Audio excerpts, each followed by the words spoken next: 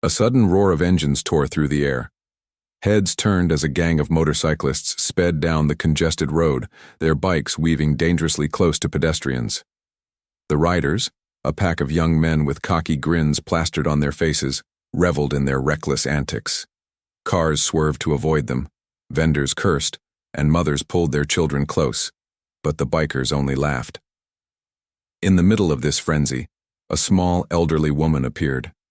She stepped off the curb with slow, measured movements, her gnarled hand gripping a worn wooden walking stick. Her silver hair was pulled back neatly, and she carried herself with an air of quiet dignity, despite her frailty. The crowd barely noticed her, too preoccupied with the commotion the bikers had caused. But the motorcyclists noticed her. The lead rider, a brash young man with mirrored sunglasses, revved his engine as he approached. "Hey! Watch out, Grandma!"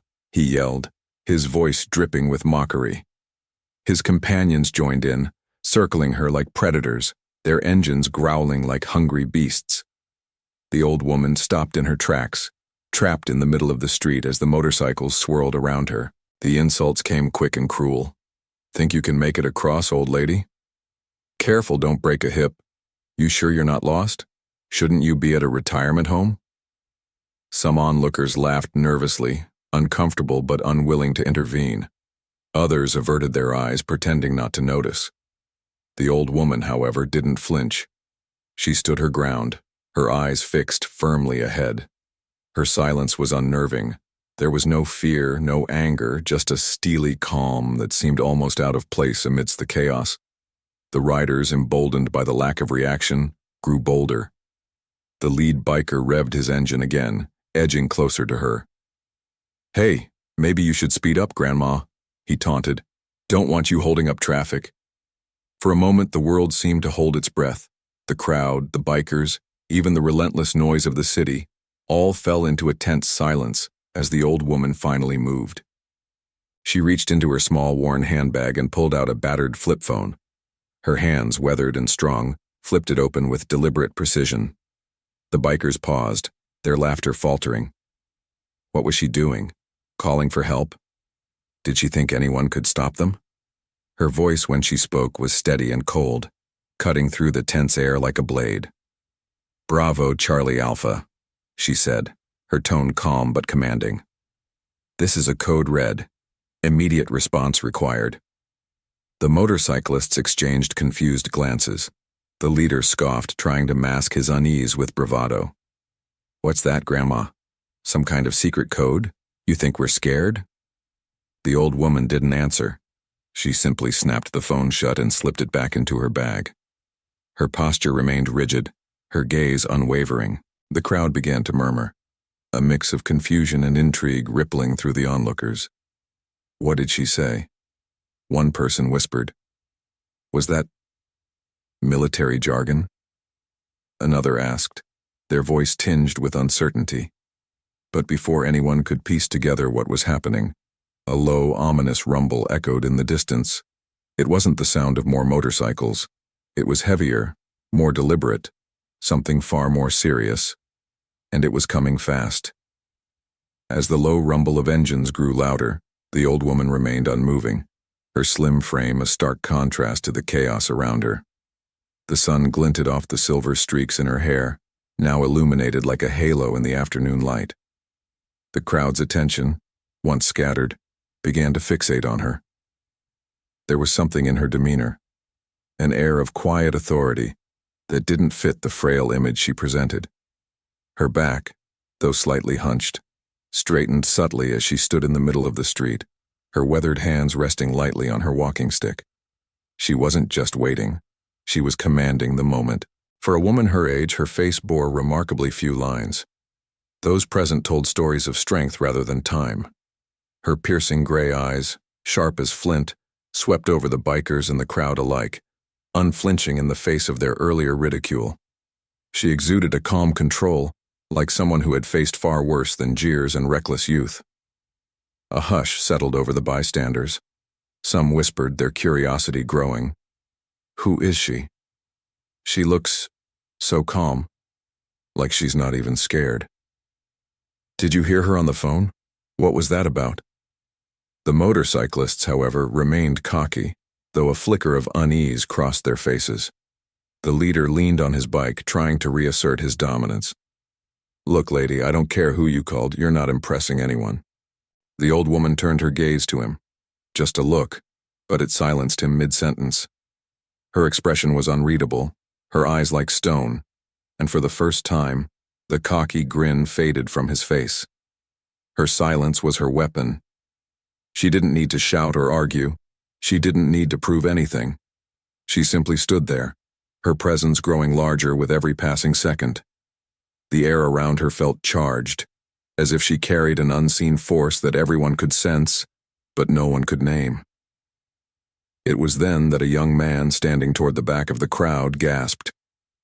"Wait a second," he said, his voice tinged with realization. The way she spoke on the phone, that wasn't random. That was a call sign, a military code. The crowd murmured in agreement, the pieces slowly clicking into place. The young man continued, his voice louder now. "Look at her posture.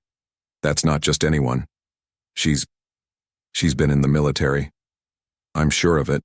The old woman's lips curled ever so slightly into a faint smile. Not smug, but knowing. She tilted her head toward the young man as if acknowledging his observation, but she remained silent, letting the weight of his words ripple through the crowd. For a fleeting moment, her left hand moved to adjust the cuff of her sleeve, revealing a glint of something metallic underneath.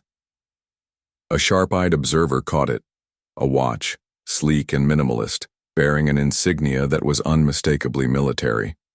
The sight sent a wave of hushed speculation through the onlookers. The motorcyclists, however, scoffed, their bravado returning in bursts of nervous laughter. "Military? Her? Please," muttered one of them, though his voice lacked the confidence it had moments earlier. The leader folded his arms, trying to regain control. "She's just some crazy old lady who thinks she's important." The crowd, now more curious than ever, waited with bated breath. But the old woman didn't flinch, didn't respond to the insults. Instead, she tilted her head slightly, listening. The rumble in the distance was growing louder, distinct now, the unmistakable hum of powerful engines approaching fast. Without breaking her serene composure, she tapped her walking stick lightly against the pavement. It was a gesture so simple, yet it carried a quiet finality.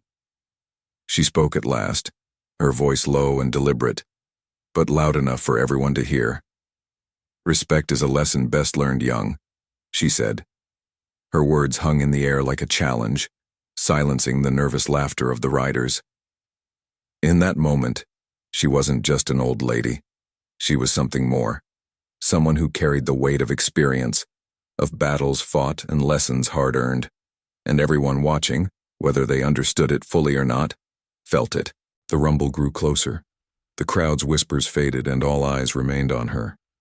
She was a mystery wrapped in grace, standing firm in a storm of chaos, and the world around her seemed to shift, waiting for what would come next. The motorcyclists' taunts had grown quieter, their bravado cracking under the old woman's unwavering gaze. Yet, despite the creeping tension in the air, the leader of the gang still wore a cocky smirk.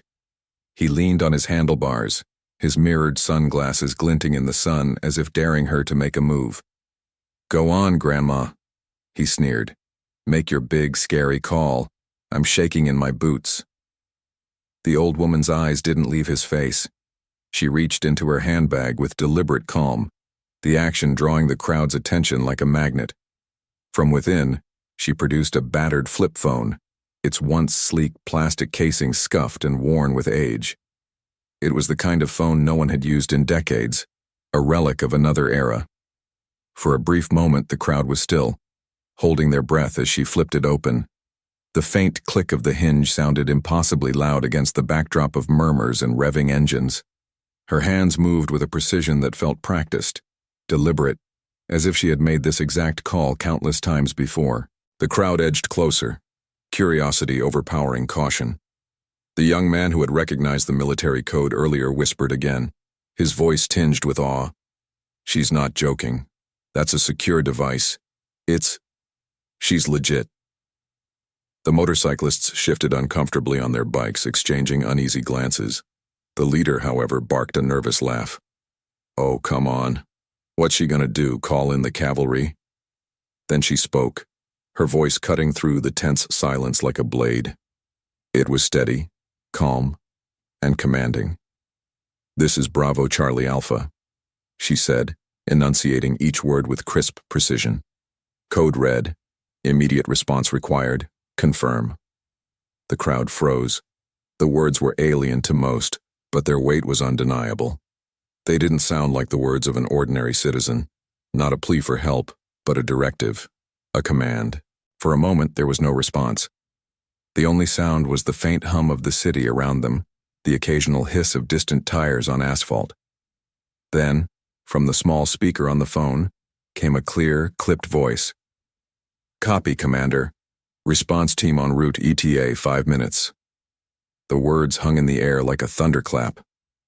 The old woman's lips pressed into a thin line of satisfaction as she closed the phone with a decisive snap and slipped it back into her purse. She didn't say another word, didn't acknowledge the growing confusion and unease in the air. She simply turned her attention to the leader of the bikers, her gaze piercing and unyielding. What was that? One of the younger riders stammered, his bravado fading rapidly. The leader of the group scoffed, though his voice wavered. "It's a bluff, it's gotta be. She's just messing with us." But the others weren't so sure. The tension in the air was palpable now, thicker than the heat of the afternoon. A few of the onlookers exchanged whispers, their speculation growing louder. She said, "Commander, right? Is she ex-military?" That call, it sounded serious. "Did you hear the response?" "Who is she?" The leader's smirk faltered as he looked at her again. Her expression hadn't changed, calm, controlled, utterly unbothered by their presence. It was as if she knew exactly how this would play out, and that confidence was unnerving. "You don't scare me, lady," he said, though his voice lacked the bite it had before. "You think you're gonna get us in trouble? You're just some old—" A distant rumble interrupted him, faint at first but unmistakable. The low, steady growl of engines, powerful engines, approaching fast. The crowd shifted uneasily, their heads turning toward the sound. Even the bikers looked toward the horizon, their nervous laughter fading completely as the rumble grew louder and closer. Whatever was coming wasn't just another group of bikers. This was something else entirely. The old woman stood still, her gaze unwavering as she addressed the leader one final time. Her voice was calm but carried an edge sharp enough to cut through steel. "Your time to leave was 10 minutes ago," she said. "Now it's too late." The leader opened his mouth to respond, but no words came out. His confidence had evaporated entirely, replaced by a gnawing sense of dread as the rumble of engines grew deafening, the sound of salvation, or reckoning, drawing ever nearer. The rumble of engines grew louder, echoing ominously down the busy street. The crowd, once intrigued and curious, began to sense the weight of something far more serious approaching. The tension was thick enough to cut with a knife, but the motorcyclists, their bravado dented but not yet shattered, clung to their cockiness like armor. The leader of the gang folded his arms, forcing a smirk onto his face. "Oh yeah, sure," he drawled, glancing at his crew. "This is it, boys. Grandma called in the cavalry. Maybe it's the retirement home coming to pick her up." His companions laughed weakly, though their unease was evident. One of them nudged another. "Man, I don't know. That sounded legit." The leader shot him a glare. "Legit? It's a bluff. Don't let her scare you. What's she gonna do? Have us grounded?" The old woman stood in the same spot, her gaze steady and unflinching. She didn't react to their mockery, didn't even acknowledge it. The unwavering calm in her demeanor only seemed to aggravate the bikers more. It was as if she were watching them, not as adversaries, but as unruly children who hadn't yet realized they were out of their depth. "Come on," the leader said, his voice louder now, more for the crowd than for himself. "Look at her. She's just an old lady with a flip phone. You really think she's going to do anything? This is hilarious." Another biker chimed in, though his voice was shaky. Yeah, she's probably just messing with us, right? But their laughter was nervous, forced. It was clear to anyone watching that they were trying to convince themselves as much as they were trying to convince each other. The crowd, however, wasn't buying it. A murmur of anticipation rippled through the onlookers. The young man who had recognized the military jargon earlier stepped forward slightly, his voice carrying over the noise. "You idiots don't get it, do you?" he said, shaking his head. "She's not bluffing. That call wasn't random. She's someone important," the leader scoffed, though his smirk wavered. "Yeah? And what makes you so sure?" The young man pointed toward the horizon, where the rumble of engines had grown unmistakably loud.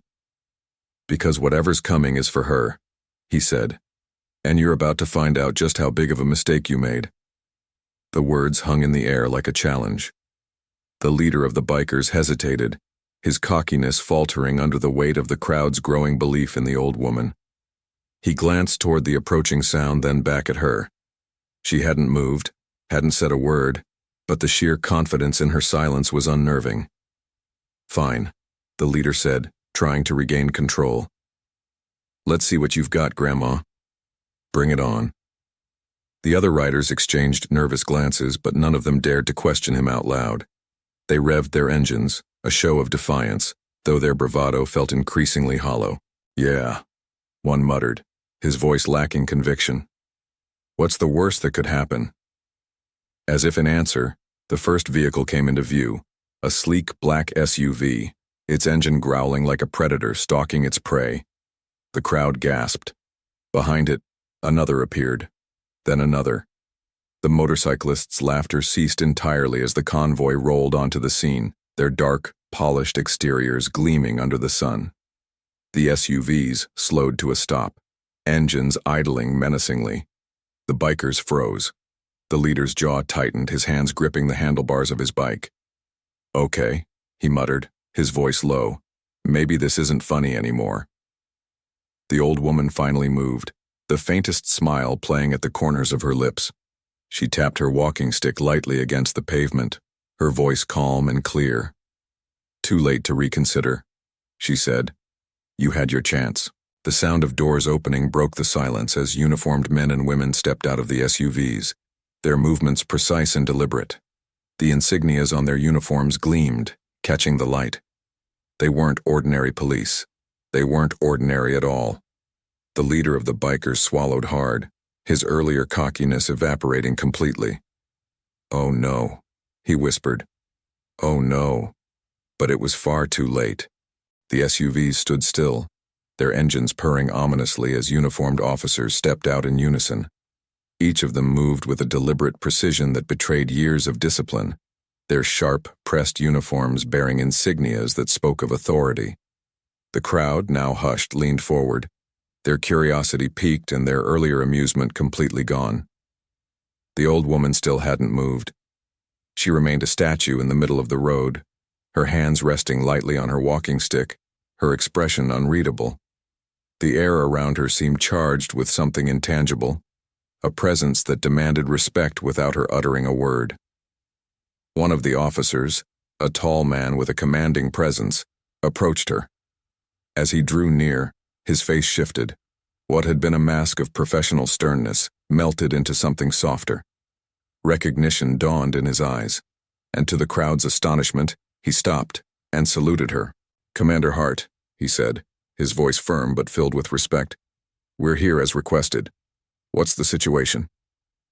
The crowd erupted into murmurs. "Commander?" someone whispered. "She's military?" another asked, incredulous. The bikers, once cocky and loud, now stood rooted to their spots, their faces pale. Even their leader, who had been so full of bravado moments earlier, looked as though the ground had shifted beneath him. He opened his mouth to speak, but no words came out. The officer lowered his salute and turned to the group of motorcyclists, his expression hardening. "These the ones causing trouble?" he asked, jerking his head toward the bikers. Commander Hart, Eleanor Hart, nodded slightly, her gaze fixed on the leader of the gang. "That's them," she said. Her voice was calm but carried a weight that made everyone feel small. "Disrespectful, reckless, but mostly they're just ignorant. Her words cut through the silence like a blade. The bikers looked at each other, their panic growing. We didn't know. One of them stammered. We didn't mean...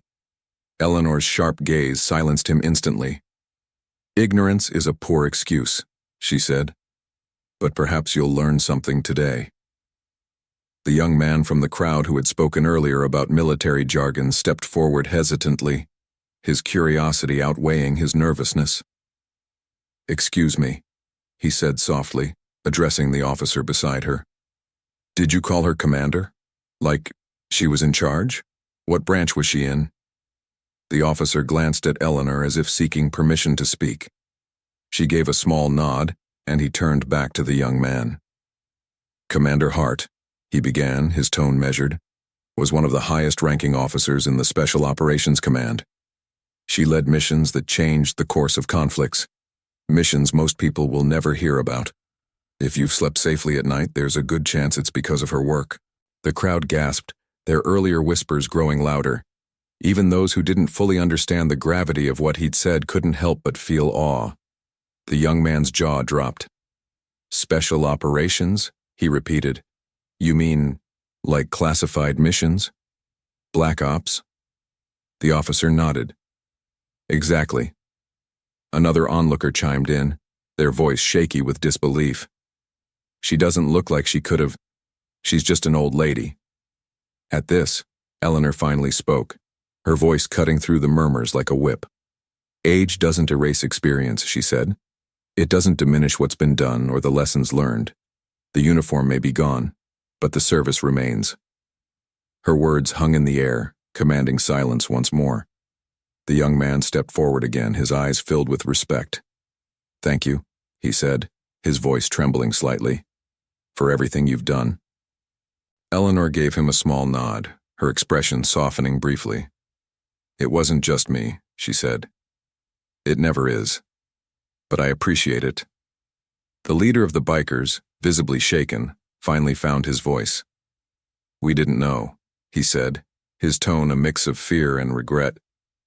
We didn't mean anything by it, we're sorry. Eleanor's gaze didn't waver. Sorry won't undo your actions, she said, but it's a start. The officer beside her stepped forward, addressing the bikers with authority. You're lucky, he said. Lucky she's merciful. But there will still be consequences. As the officers began to move, preparing to deal with the bikers, the crowd remained fixated on Eleanor Hart. To them, she was no longer just an elderly woman crossing the street. She was a living legend, a woman whose past held secrets and stories they could only imagine. Eleanor turned slowly, her walking stick tapping against the pavement. She began to move away, but not before the young man called after her. Commander Hart, he said, his voice breaking slightly. Will we ever know everything you did? She paused for a moment, then turned her head just enough to glance at him. A faint smile touched her lips. The best things I did, she said, are the things you'll never need to know. And with that, she walked away, leaving behind a crowd that would forever remember the day they glimpsed a piece of history and the quiet, commanding grace of Commander Eleanor Hart. The rumble of engines had become a roar, reverberating off the buildings and drawing every pair of eyes toward the horizon. The motorcyclists, once cocky and self-assured, now stood frozen, their bravado draining with every passing second. The crowd, once an idle collection of curious onlookers, pressed closer together, the atmosphere thick with anticipation. From the distance, the first vehicle emerged, a sleek black SUV with tinted windows, its polished surface gleaming in the sunlight. Behind it, another appeared, then another, each moving with precise coordination. The convoy approached like a rolling tide, unyielding and deliberate until they pulled to a stop in perfect formation, effectively blocking off the street. The crowd gasped. The sheer presence of the vehicles was enough to send a ripple of unease through the air, but what came next left no doubt. The heavy thunk of multiple doors opening in unison, followed by the sound of boots hitting the pavement with practiced precision. Uniformed men and women stepped out, their movements brisk and purposeful. They were not police. Their posture, their stride, the insignias on their crisp uniforms, all of it screamed a level of authority far beyond that of ordinary law enforcement. These were people accustomed to commanding and controlling situations. The bikers exchanged wide-eyed glances, their earlier smirks now replaced by pale faces and nervous fidgeting. Even the leader, who had tried to maintain his bravado, stood frozen as one of the officers strode forward. This officer was tall and imposing, his uniform adorned with insignias that marked him as someone of high rank. His face was stern, his eyes scanning the scene with the cool detachment of someone used to assessing threats. He stopped in front of the old woman, his expression softening the moment his gaze landed on her. He saluted sharply. "Commander Hart," he said, his voice clear and respectful. "We're at your disposal. What are your orders?" The crowd collectively inhaled. The murmurs that had filled the air earlier turned into shocked silence.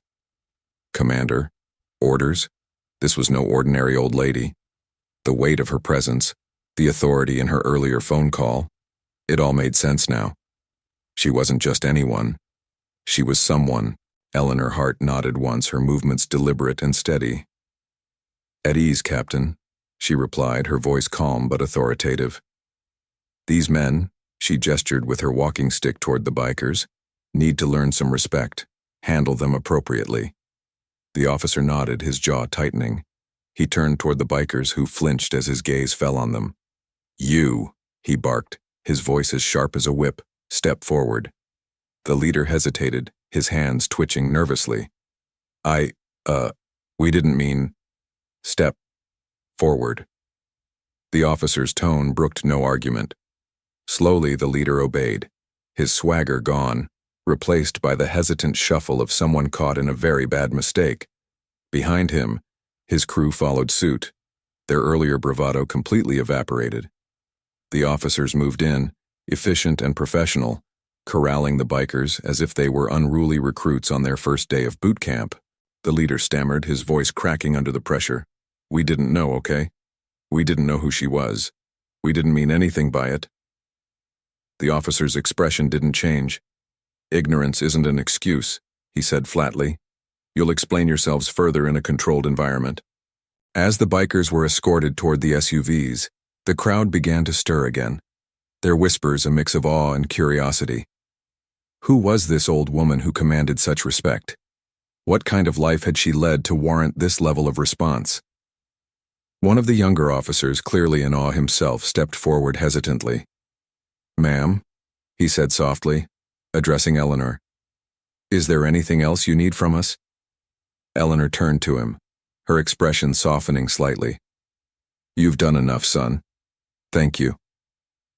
The officer saluted, his respect evident, before stepping back to join his colleagues. The bikers were loaded into the vehicles, their loud engines now silenced, their earlier arrogance crushed under the weight of the day's events. As the convoy began to prepare to leave, Eleanor turned back to the crowd, her gaze sweeping over the faces of those who had watched everything unfold. She didn't speak, but she didn't need to. Her presence, her calm authority said everything. For a moment the street was silent save for the hum of the SUV engines. Then, slowly, the vehicles began to pull away, taking the subdued bikers with them. The crowd parted to let them pass, many still too stunned to speak. Eleanor Hart, still standing in the middle of the street, leaned slightly on her walking stick. She glanced up at the young man who had recognized her earlier, the one who had whispered her call sign. "You," she said, her voice cutting through the lingering silence. The young man stepped forward nervously. "Yes, ma'am." She studied him for a moment, then gave a faint nod. "You've got a sharp eye," she said. "Never lose it." With that, she turned and began to walk away, her steps measured and deliberate. The crowd watched her go, their earlier perceptions of her forever shattered. She wasn't just an old lady. She was a force of nature, a living legend. And as she disappeared into the bustling streets, her figure growing smaller with every step, one thing became clear. Eleanor Hart wasn't done commanding respect.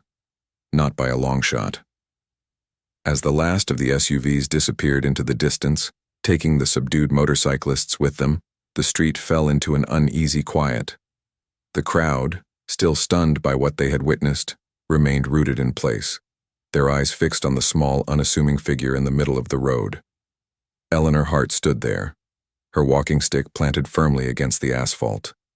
Her posture, impossibly straight for someone her age, exuded an undeniable strength. She didn't need the fanfare of the SUVs or the salutes of the officers to command respect. It was written in every line of her face, in the steel of her gaze. The young man who had recognized her earlier stepped forward, unable to contain his curiosity any longer. "Commander Hart?" he asked hesitantly, his voice cracking slightly. I've heard that name before. Were you in the military?" Eleanor turned her head toward him, her sharp gray eyes meeting his. For a moment she said nothing, letting the question hang in the air. The crowd leaned in, their anticipation palpable. "Yes," she said at last, her voice steady and unembellished. "I served." The simplicity of her statement belied the weight it carried. The young man, emboldened by her response, pressed on. "But the way they talked to you, the way they saluted you, you weren't just anyone, were you? You were important." Eleanor's lips curved into the faintest hint of a smile, though her eyes remained guarded. "What I was," she said, "was someone who did what needed to be done." The crowd exchanged glances, their curiosity now bordering on awe. Someone near the back called out, "What did you do? Why did they call you Commander?" Eleanor tilted her head slightly, as if considering how much to reveal. Then, in a voice that carried the weight of decades, she began to speak. "For 30 years I served in the Special Operations Command," she said. Her tone was calm, matter-of-fact, but it commanded absolute attention. "I led missions in places most of you will never hear about, in wars that didn't make the headlines. My job wasn't to be seen or celebrated. It was to make sure others didn't have to see the things I saw." The crowd listened in stunned silence, hanging on her every word. She continued, her voice unwavering. "I've been called a lot of things in my time. Commander, strategist, soldier. But the titles don't matter. What matters is that when the call came, I answered. Not for glory, not for recognition, but because it was my duty." Her gaze swept over the crowd, pausing on the young man who had first spoken. "The officers you saw today? They're part of a system I helped build, an emergency response team for situations that require more than the average patrol can handle. They recognized me because I trained them. I led them. And even though I'm no longer in uniform, they know that some things, respect, discipline, responsibility, don't retire." The crowd murmured, a mixture of admiration and disbelief rippling through their ranks.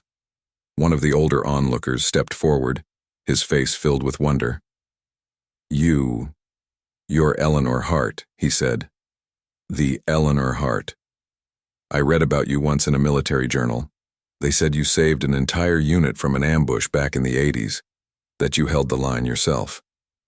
Eleanor's expression didn't change, though something flickered in her eyes, perhaps a memory, or perhaps pride.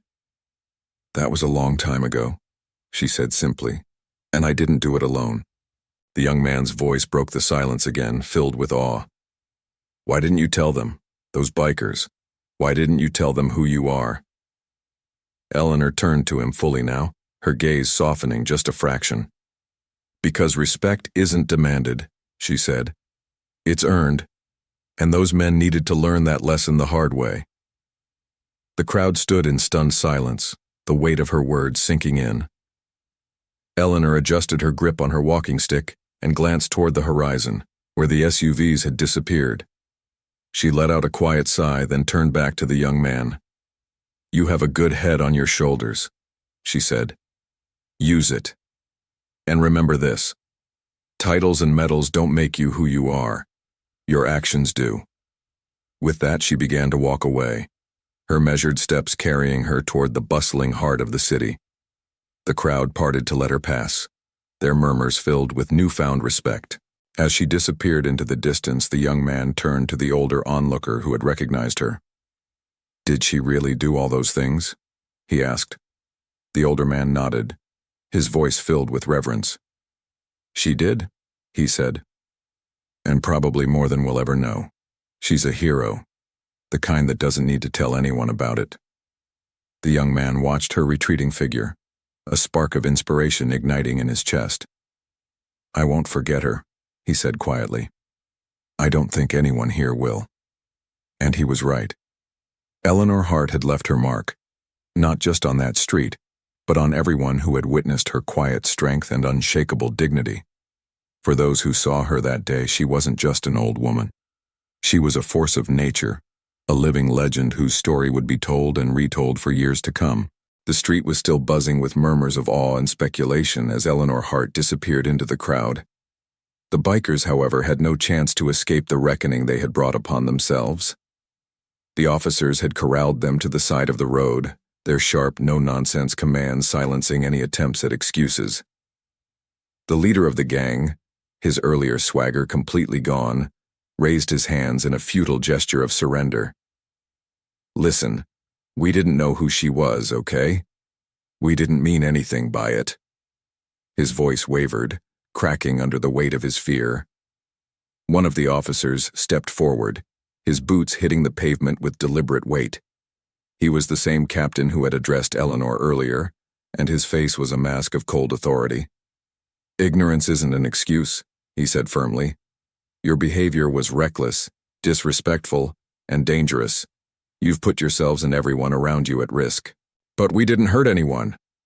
One of the younger bikers piped up, his voice shaking. The captain's piercing gaze pinned him in place. "You think this is just about who you hurt?" he snapped. "It's about what you represent. Chaos, disrespect, a lack of discipline. You mocked someone who's given more to this country than you can even imagine. And you did it for a cheap laugh." The leader opened his mouth to protest but was silenced by the officer's glare. "Here's what's going to happen," the captain continued. "Your bikes are being confiscated for reckless endangerment. You're facing fines and mandatory driving education. And depending on what we find when we run your records, some of you might be seeing the inside of a holding cell tonight." The bikers paled visibly, their bravado now completely shattered. The youngest among them muttered, "This is a nightmare." The captain's face softened, but only slightly. "It doesn't have to stay that way," he said. "Today was your wake-up call. You can either learn from it or keep making the same mistakes, and next time, you won't be so lucky." The officers began escorting the bikers toward a waiting transport vehicle, their once defiant laughter replaced with murmurs of shame and regret. The crowd watched in silence, their earlier irritation with the bikers now replaced with a kind of grim satisfaction. As the last of the bikers was loaded into the vehicle, the young man who had been observing the entire scene turned to the captain. "Sir?" he asked hesitantly. The captain glanced at him. "What is it?" The young man hesitated, then blurted out, "Why did you respond so fast? Was it just because of who she is?" The captain studied him for a moment before answering. "It's not just about who she is, it's about what she represents." His gaze drifted in the direction Eleanor had walked. Commander Hart spent her life fighting for order, for respect, for the kind of discipline that keeps chaos at bay. She doesn't ask for special treatment. She doesn't need to. People like her have earned respect the hard way, through actions, not words. The young man nodded slowly, the weight of the captain's words sinking in. "She's incredible," he said quietly. The captain allowed himself a small smile. "That she is," he said. "And if you take anything from this, let it be this. True power doesn't come from shouting the loudest. It comes from knowing when to speak and when to stand firm." The young man nodded, his admiration for Eleanor growing even deeper. As the transport vehicle pulled away, carrying the chastened bikers into the distance, the crowd began to disperse, their conversations filled with talk of the mysterious Commander Hart. Some spoke of her bravery, Others marveled at her composure, but all of them agreed on one thing: they had witnessed something extraordinary that day. Far ahead, Eleanor Hart walked steadily down the busy sidewalk, her figure blending into the crowd. She moved with quiet grace, her walking stick tapping rhythmically against the pavement. To anyone passing by, she was just another elderly woman going about her day. But to those who had seen her stand tall against chaos, she was a force to be reckoned with. Her legacy wasn't written in medals or parades, but in the lives she had touched and the lessons she had left behind. As she rounded a corner and disappeared from view, a faint smile played on her lips. She didn't need applause or recognition. Her justice was served, her message delivered, and her dignity intact. For Eleanor Hart, that was enough. The sun dipped lower in the sky, casting a warm golden hue over the street as the crowd slowly dispersed. People returned to their routines, but their conversations buzzed with a shared sense of awe. The story of the old woman, Commander Eleanor Hart, was already growing into a legend, one that would be retold in countless homes and coffee shops by nightfall. The young man who had recognized the military call sign lingered at the edge of the sidewalk, his gaze fixed in the direction where Eleanor had disappeared. He couldn't shake the image of her standing firm, unmoved by insults or chaos, radiating a quiet power that silenced even the loudest voices. An older man, who had also stayed behind, clapped the young man on the shoulder. "She's something else, isn't she?" The older man said, his voice filled with reverence. The young man nodded, his expression thoughtful. "Yeah, she's incredible. I mean, she didn't raise her voice once. Didn't need to. It's like she knew exactly how things would play out." The older man chuckled softly. "That's wisdom," he said. "Comes from experience you can't buy or fake. She's lived through things we can't even imagine, and she carries it all with her, like armor. That kind of strength doesn't just happen." The young man looked down, his mind racing with everything he'd seen and heard. "Do you think people like her get the recognition they deserve?" he asked quietly. "I mean, she's a war hero. She trained those officers, but she walks around like she's just another person." The older man smiled faintly. "That's the point, isn't it? True heroes don't need applause or fame. They don't do what they do for recognition. They do it because it's the right thing to do." He paused, then added, "And because people like us, the ones who see it, carry their stories forward." The young man looked up, his chest swelling with a sense of purpose. "I won't forget her," he said firmly. "I'll tell people what I saw today, about who she is, what she stands for." The older man nodded, his smile widening. "Good. That's how her legacy grows. Not in medals or parades, but in the lives she's touched. Like yours." The young man straightened, the words settling deep in his heart. He realized, in that moment, that he had been given more than just a story to tell.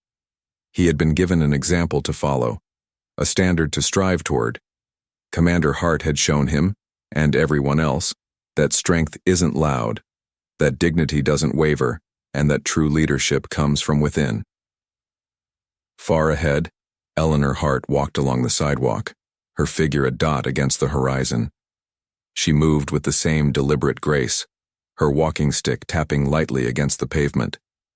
To most, she would look like just another elderly woman navigating the city, but to those who had seen her stand tall against the chaos, she was a symbol of something greater: resilience, discipline, and the quiet power of a life lived with purpose. The young man watched her until she disappeared from view, her presence still lingering like an echo in the street. He turned and walked away, his steps lighter, his heart fuller, and his resolve stronger than ever. From that day forward, he carried her lessons with him. Speak less, act more, stand firm in your values, and above all, respect is earned through action, not words. Eleanor Hart may have left the scene, but the impact she made rippled outward, touching the lives of everyone who bore witness. Her story was now theirs to carry, a beacon of quiet strength in a noisy world. And though she might never know it, her example would inspire a new generation of leaders, thinkers, and doers. each one remembering the day they saw the quiet force of Commander Eleanor Hart.